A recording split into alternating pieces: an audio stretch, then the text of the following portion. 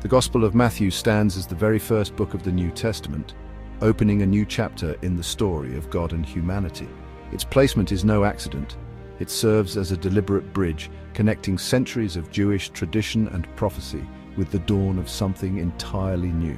Matthew's Gospel is intentionally positioned to link the old and new, inviting readers to see the unfolding of God's promises through history. It weaves together the story of Israel with the arrival of Jesus, the long-awaited King, showing how ancient hopes find their fulfillment in him.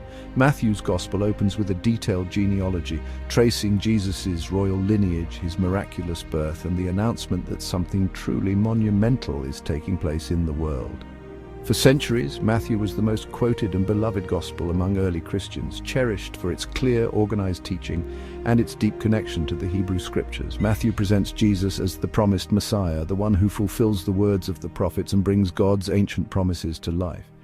He carefully structures his gospel around 5 major teaching sections, echoing the 5 books of Moses, inviting us to see Jesus as a new teacher and deliverer. We're invited to sit at Jesus' feet, to learn from his Sermon on the Mount, to ponder his parables, and to witness his miracles that reveal the heart of God.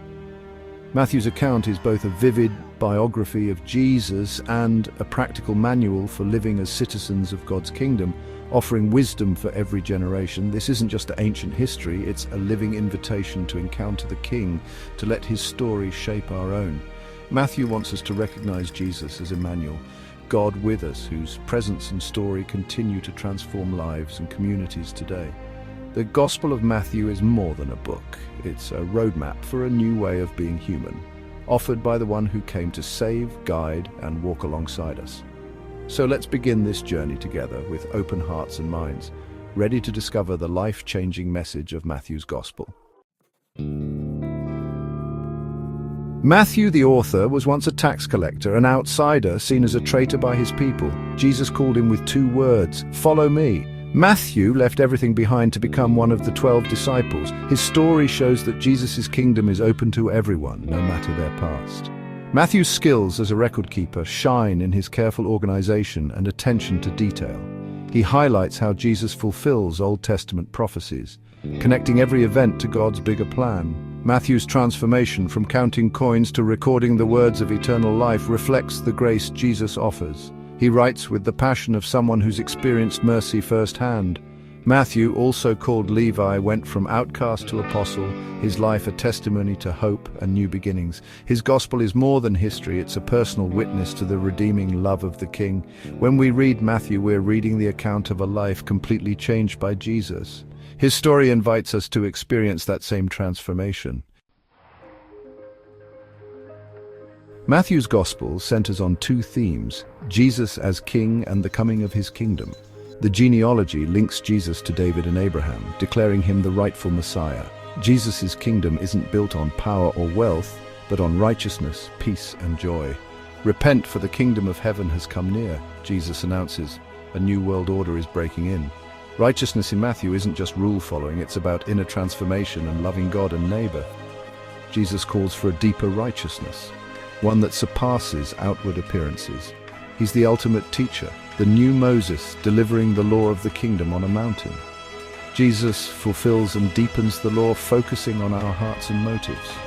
Matthew presents Jesus as the authoritative lawgiver, showing us how to truly live. The kingdom of heaven is for those willing to be changed from the inside out. Matthew's message: the King has come, and his kingdom is open to all who follow. The Sermon on the Mount is Matthew's most famous section, a manifesto for the kingdom. Here, Jesus lays out a radical vision for what it means to truly live as part of God's new community, challenging the status quo and inviting listeners into a deeper, more meaningful way of life. Jesus begins with the Beatitudes, blessing the poor in spirit, the meek, and those who hunger for righteousness. He lifts up those the world often overlooks, promising comfort, mercy, and fulfillment to those who seek God with humble hearts. He redefines faith, moving from outward rules to inner transformation. It's not just about what we do, but who we are becoming on the inside, our motives, our desires, and our willingness to let God shape our hearts. You have heard it said, but I tell you, Jesus deepens the law, addressing anger, lust, and integrity at the heart level. He calls his followers to a higher standard, one that goes beyond appearances and reaches into the core of our character. He teaches practical living, how to pray, trust God, and treat others with the golden rule. These are not abstract ideals, but daily practices that shape our relationships and our trust in God's care. The sermon is a call to active love and trust, not just belief. It's about living out our faith in real, tangible ways, serving, forgiving, and showing compassion to everyone we meet. Jesus compares those who follow his words to a wise builder on solid rock, secure against life's storms. When challenges come, a life built on his teaching stands firm, unshaken by trouble or uncertainty. Ignoring his teaching is like building on sand, unstable and doomed to fall. Without a strong foundation, even the best intentions can crumble when tested by hardship. The message is urgent. Jesus' words are meant to be lived, not just admired. They demand a response, a commitment to put his vision into practice in every area of our lives. They form the foundation for a life that endures, a life marked by resilience, hope, and unwavering purpose. The Sermon on the Mount remains a blueprint for a new way of being human, a guide for building communities of justice, mercy, and peace.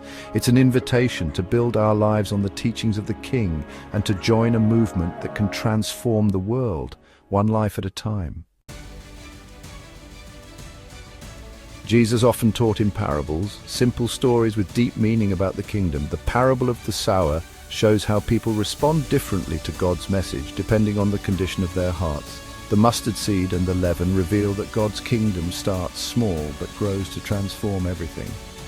Parables challenge us to think, question, and discover truth for ourselves.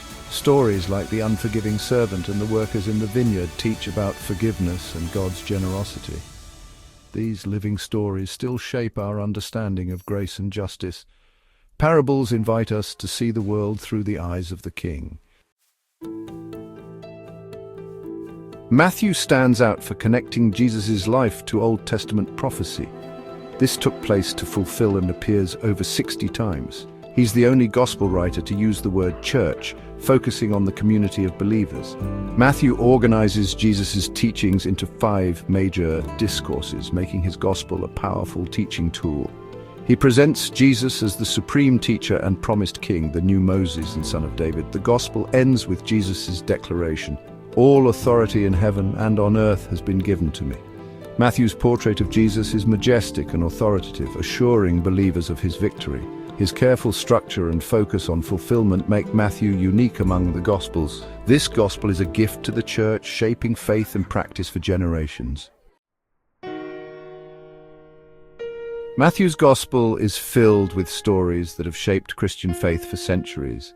These stories are not just ancient texts, but living narratives that continue to speak to people across generations and cultures, inviting us to see ourselves within their pages.